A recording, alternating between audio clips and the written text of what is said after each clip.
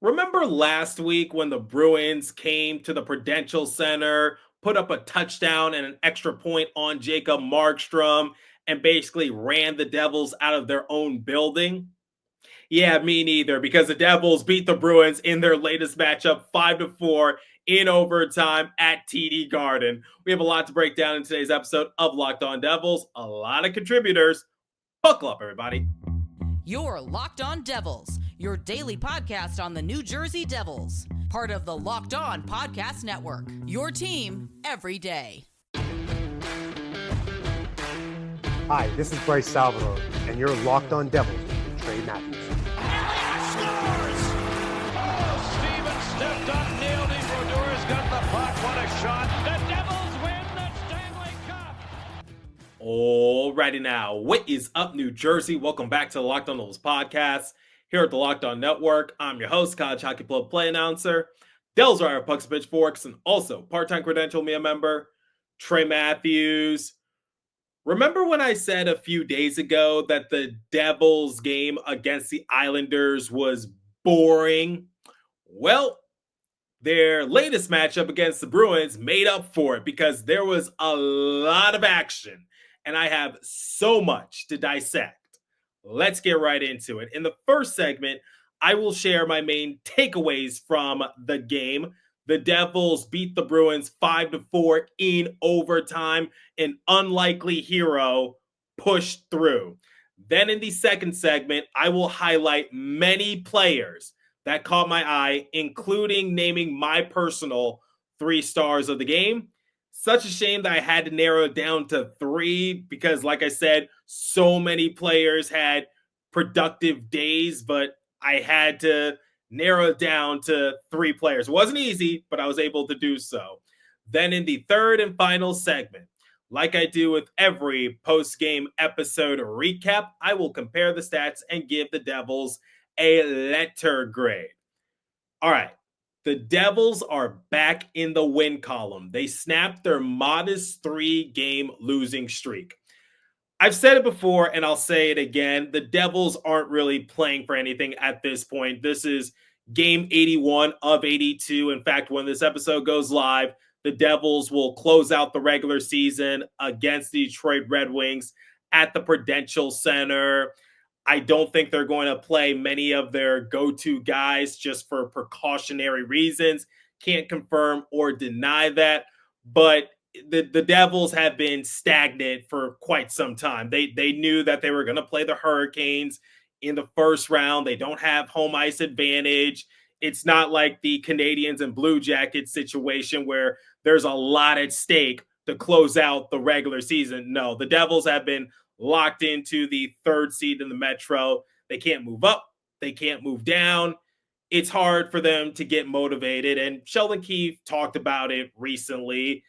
But it was nice that the Devils were able to pull through against the Bruins because heading into this game, the Bruins were 9-1-1 in their previous 11 meetings against the Devils. I've said it before, and I will say it again. Of all the teams in the NHL that give the Devils the most trouble, the Bruins are definitely one of the top teams. Doesn't matter how good or bad the Bruins are. Doesn't matter if they traded away Brad Marchand to a rival, to the reigning Stanley Cup champions of all teams. They still find a way to give the Devils a headache. Wasn't the best showing from the Devils for more reasons than one, but all wins count the same at the end of the day, and the Devils don't really have anything to gain, nor do they have anything to lose, except for an injury, which I'll talk about right now. Andre Palat, he blocked a couple shots in the first period, and the second shot that he blocked, he went straight to the bench. He was able to return for a shift, but then he went straight down the tunnel, and he did not return the rest of the game. The good news is X-rays came up negative. And I think Sheldon Keefe is going to be careful how he uses Andre Palat. So I don't think Andre Palat is going to play in the game against the Red Wings. Can't confirm or deny that, But I think the Devils are going to take the route, which is better safe than sorry, because as some of you already know, Andre Palat elevates his game come playoff time. And I'm sure the Devils would like to see that. Wishing Andre Palat the best. Here's another big storyline. Mark McLaughlin made his Devils debut. Prior to this game, he was playing for the Utica Comets. He appeared in 14 games. He had 6 assists. He was called up recently, met some controversy because I think a lot of people wanted to see Brian Hallinan be called back up to the Devils. However, he's currently dealing with an injury. But getting back to McLaughlin, he was acquired by the Devils back in March in exchange for Daniel Misule. He's actually a Massachusetts native. He went to Boston College and he spent the last few years with the Bruins. So this was a bit of a homecoming for him. And he was able to get an assist on the Shimo Nemec goal. I don't think it was by design. He won the faceoff. Nemec got control of the puck, let one rip, and it went right past Swayman. But it was a beautiful play drawn up, and it doesn't happen without him winning the faceoff. So he got to bask in glory in a way, go back to Boston, play in front of maybe some friends and family, and help the Devils win this particular game. Another thing that was big for the Devils was their power play, thanks to Stefan Noesen and Dawson Mercer. Now, that Noesen goal was quite interesting because Swayman initially landed on the puck, and I thought that the referees were going to blow their whistle, but the referee said that the puck was loose, and you saw players like Meyer and Heischer just try to poke the puck on free, and it actually did pop out from underneath Swayman, so the referees did get the call right, and Noesen was able to help the Devils capitalize on the power play. And then Dawson Mercer, about 10 minutes later, he also scored on the power play. Mercer seems to play very well against the Bruins, and this game was no exception. This particular game wasn't the Devils' best outing, but I'll certainly accept it because a win is a win. David Pastrnak, he scored early in the second period. I think the point of emphasis for the Devils was to find a way to slow down Pastrnak. Unfortunately, mission not successful. Pastrnak, he's just a wizard with a puck, and the way he's able to maneuver through traffic, sometimes you just got to tip your hat to Pastrnak because he's still putting up big numbers despite having a lackluster Bruins team around him, and that is quite respectable. So David Pastrnak, he walked away with a goal. Morgan Geekie, he tied the game in the first period, just like a minute after Timo Meier gave the Devils a 1-0 lead. Morgan Geekie has 33 goals. That needs to be talked about more, if you ask me. I get that the Bruins are not a good team, but the fact that Geekie has that many goals, and I don't think anybody anticipated for him to be that productive, that's pretty impressive if you ask me. Some other notes, John Farinacci, he scored his first NHL goal. Of course, it came against the Devils, but not really going to harp on that all that much. One play made by Brendan Dillon did cost the Devils the lead in the third period. It was the game-tying goal. Hustinov, he has great speed, by the way. Got to give credit where credit is rightfully earned. But Lysell, he was able to beat the foot race in the Devils' defensive end. Dillon took a wrong pivot to the puck, so he wasn't able to generate that much speed. Lysell beats him to the puck, centering feed. Hustinov able to find the back of the net for his 5th goal of the season. That was actually a pretty good play drawn up. So like I said, I'm just trying to give the Bruins credit because it was a back and forth affair, and I think a lot of people were thoroughly entertained like myself. But I think my main takeaways from the game is that the Devils, they're trying to go a little easy. Nothing to really gain, but when it comes to injuries and things like that, you have a lot to lose. So if they lost this particular game, no harm, no foul. But if a player similar to Andre Palat goes down with an injury and they're sidelined for the playoffs, that doesn't really help you, especially since the Devils are already dealing with a few major injuries. Power play was really good. And Brian Dumoulin coming up big in overtime, I don't think anybody anticipated that.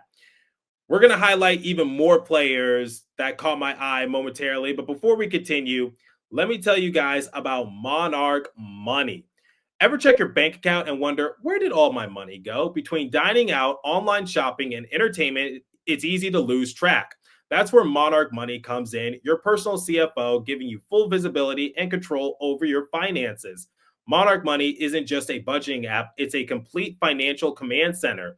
You can track all your accounts, investments, and spending all in one place so you just stop managing your money and start building wealth. When I started using Monarch, I realized just how much I was spending on food delivery. Now I budget smarter and save more. Take control of your finances with Monarch Money. Use code LOCKEDONNHL at monarchmoney.com for 50% off your first year. That's monarchmoney.com, code LOCKEDONNHL for half off your first year. Okay, let's list some players that caught my eye and then name my personal 3 stars of the game. Similar to what I said in the first segment, it's a shame that I got to narrow it down to 3 players because a lot of people had productive days at the office, but it's just part of having a high octane offensive performance. All right, my first honorable mention has to go to Luke Hughes. He walked away with 2 assists in this game. MSG actually talked about the steady improvement that Luke Hughes has been showing the past few weeks, especially with his ice time, because a lot of pressure has been put onto his shoulders, especially with Dougie Hamilton and Jonas Siegenthaler being out with injuries. Before March 6th, his average ice time was around 20 minutes. Since February 6th, it's around 23 minutes. Luke has had to see his minutes increase just a little bit because you need somebody to eat up some of that ice time. And I think Luke Hughes has done a pretty good job in that regards. My next honorable mention goes to Nico Hischier, who had another multi-point outing, 2 assists in this game. Nico currently has 69 points. 69. That's a very interesting number. According to Amanda Stein, this marks the second highest point total of Nico Hischier's career for a single season, with 1 more game to go. The Devils captain's best offensive year was the 2022-2023 season with 80 points. His 35 goals this year is a new career high. I'm going to be completely honest. I don't know if Nico is going to play in the final game of the regular season. Sheldon Keefe has even said that he has put Nico into tough situations, and there's a reason for it because Nico can do a little bit of everything. He's good offensively. He's good defensively. He's put into special teams, face-offs, you name it. He says that he hasn't given Nico really much time off. Maybe now's the time to let Nico rest before the playoffs because Sheldon has said that he's trying to give some guys that are a little banged up or some guys that see some extra physicality. Maybe it's time to just give them a breather before the start of the playoffs. We'll see what happens. But Nico, multi-point outing. Shimon Nemec scoring his 2nd goal this season. I talked about it in the first segment. Great setup by McLaughlin. Nemec needed that one desperately. He still hasn't had the best of seasons. His sophomore year has been a struggle, but great teamwork by McLaughlin and Nemec. My next honorable mention, Brian Dumoulin. What a way to get your first goal as a member of the Devils in overtime. Coming up clutch, I did not expect Dumoulin to score the game-winning goal in overtime. I don't think anybody did, but it was a nice shot against Swayman of all goalies. And I'm going to mention some other players because they're my 3 stars of the game, obviously, but I didn't want to leave Brett Pesce out because after I named my 3 stars of the game, then I pretty much listed every player that walked away with at least a point. I don't want to leave Brett Pesce out because he got the primary assist on Timo Meier's goal in the first period. So shout out to Brett Pesce. He's always a team player. My third star goes to Dawson Mercer. He scored a power play goal in the second period, and he got the primary assist on Dumoulin's game-winning goal in overtime. I alluded to this in the first segment. Mercer seems to play much better against the Bruins. In 12 career games against the Bruins, he now has 5 goals and 2 assists for a grand total of 7 points. I remember watching Mercer play well in January against the Bruins. It seems like even though the Devils collectively struggle against the Bruins, Mercer always finds a way to have one of his more productive showings. So Mercer is my third star of the game. My second star, I really wanted to make him my first star, but I had to go with somebody else. Second star, Stefan Noesen. Power play goal in the second, similar to Dawson Mercer. And here's another stat courtesy of MSG. They gave Noesen the title Mr. Clutch because he currently has 22 goals and 19 assists this season. 16 of those goals and 15 of those assists have come with the score either tied or a 1-goal differential. He has 8 go-ahead goals and 15 primary assists. Just breaking down those numbers for Noesen just a little bit more. And I had to give Noesen some brownie points because he did get into it with Nikita Zadorov in the second period. Noesen has told me he has to add more snarl to the Devils. He adds more grit. He adds more sandpaper. Or in the words of Jersey Joe, he adds more of a Sasquatch type of feel. That's what Noesen is meant to do. I think this was one of Noesen's better performances in recent memory. Coming up big on the power play and not afraid to throw his weight around and get into it with the big boy Zadorov. Now, both of them did have to sit as a result, but I don't think either of them cared, and they were both barking at each other in the penalty box. But Noesen, he's a tough customer. He doesn't take any prisoners. Speaking of which, let's talk about another tough customer. My first star goes to Timo Meier. A 3-point outing for Timo time. He scored the opening goal, and he had 2 assists in this game. He got the secondary assist on Noesen's power play goal, and he got the secondary assist on Dumoulin's overtime game-winning goal. So Meier was good on all facets. He scored his own goal in the first period. He was good on the power play. He was good in overtime. I had to make him my first star because he contributed in so many areas in the game. Timo continues to just steadily improve his game. Has anyone told him that March Madness is over? Hopefully that's just a preview as to what's to come once the playoffs roll around. Timo time, baby. All right. Before I compare the stats and give the Devils a letter grade, let me tell you guys about FanDuel. The NBA playoffs are almost here, and FanDuel is giving new customers an incredible way to get in on the action. Right now, you can join FanDuel and place your first $5 bet. You'll get $250 in bonus bets if your bet wins. I love how FanDuel makes betting so easy, whether it's picking my favorite team, the Los Angeles Lakers, or driving into player props. I am really high on Luka Doncic and LeBron James. Don't miss out. Head to FanDuel.com and claim your $250 in bonus bets today. Please remember to always gamble responsibly.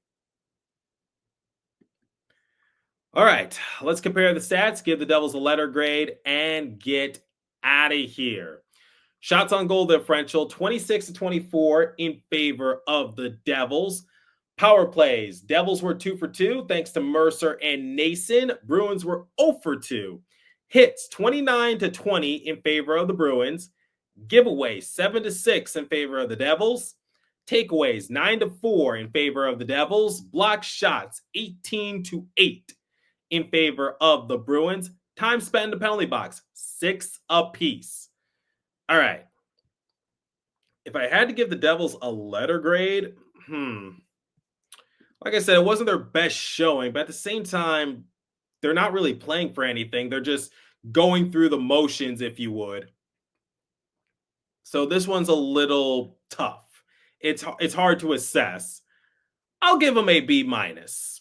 It wasn't their best showing, but at the same time, they don't really need to play their best until the playoffs roll around. They're back in the win column. They snapped their 3-game losing skid. It was their final road win of the regular season. So let's be somewhat positive. So let me know your thoughts. Devils play the Red Wings later tonight to close out the regular season, and the grind does not stop. We are fast approaching the playoffs. What are some of your positive takeaways? What are some of your negative takeaways? And are you glad that the Devils finally beat the Bruins? Because it seems like the Devils struggle against Boston time and time again. I will take anything at this point. Let me know your thoughts. Leave a comment down below if you're watching on YouTube, if you're listening on podcast streaming service. Hit me up on my personal X page app at TreyMatt4 or the show's X page app at Locked On Devils. As for today's episode, that's all the time I have for you. Thanks for listening. Continue to stay safe. Have a wonderful day, New Jersey. Go Devils. I'll catch you guys next episode. Thanks for listening once again.